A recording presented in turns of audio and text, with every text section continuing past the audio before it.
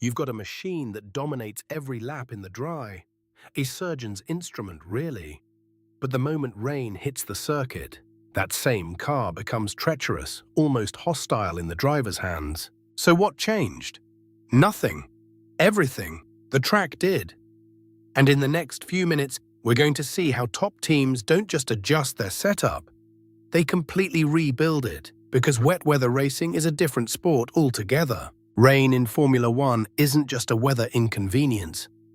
It's a great equalizer that can demolish a team's entire weekend strategy in minutes. We've seen it happen countless times. The championship favorite, the dominant car, suddenly struggling while a midfield team finds grip where no one expected it. Because when water covers the tarmac, aerodynamic efficiency plummets, tire temperatures drop, and the delicate balance between downforce and speed gets completely rewritten. Some drivers thrive in these conditions, their instincts sharpen, their car sense deepens, while others, no matter how talented, find themselves fighting a losing battle. The teams that master wet setups don't just tweak a few things. They fundamentally transform how their car behaves, how it communicates with the driver, and how that driver has to think about every corner. It's the difference between winning a championship and being a footnote in the season, between a brilliant podium and an embarrassing retirement. Let's start with the absolute foundation. Water on the track does something brutal to the aerodynamics that teams spend millions perfecting. That elegant flow of air over a dry wing.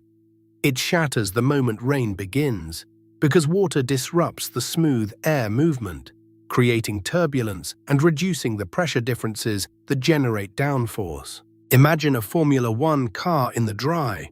Every surface, every element is sculpted to slice air like a knife, creating invisible forces that glue the car to the tarmac.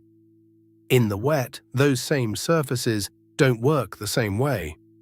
The air, now mixed with water droplets, behaves unpredictably, and downforce can drop by 30% or more. So the first thing a team does when rain threatens is reduce the angle of the wings, what we call reducing wing angle or running less downforce.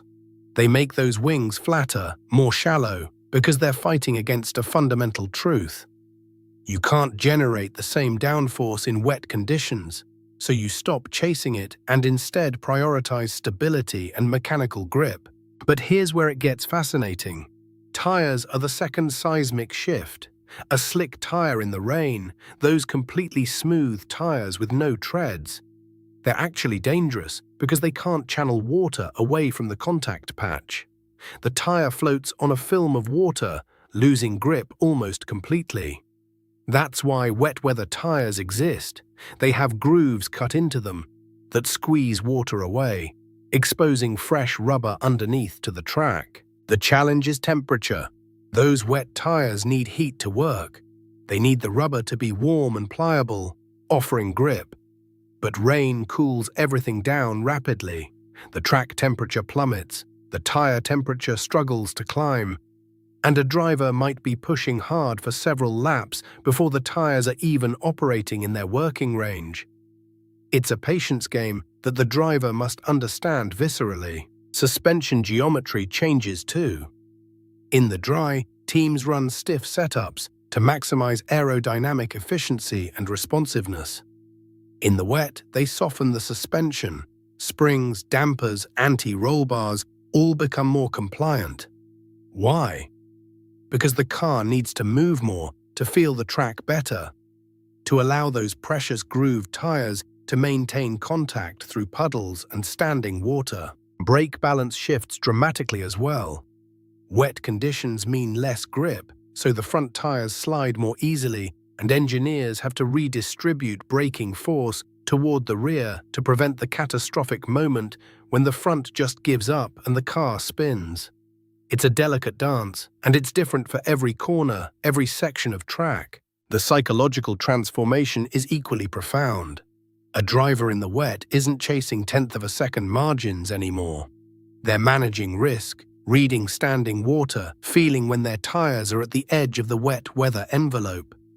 They're rewarded for smooth inputs, for patience, for an intuitive sense of how much grip is actually available. not the explosive aggression that works in the dry. This is why the wet can be the great leveler. A smaller team with a talented driver who understands water can suddenly compete with a technically superior car that wasn't designed to excel on soaking tarmac. It's not magic, it's physics and preparation meeting instinct and courage. History has given us unforgettable lessons in this transformation, and they're worth revisiting because they shaped how teams approach rain even today. Take the 1984 Monaco Grand Prix. Ayrton Senna, driving for Toleman, was a promising young driver in a midfield car. But when the rain arrived mid-race, something extraordinary happened. Senna's instinctive command of a wet track, his aggression tempered by precision, his willingness to trust feel over data, allowed him to carve through the field and set lap times that were genuinely faster than Alain Prost in a superior McLaren.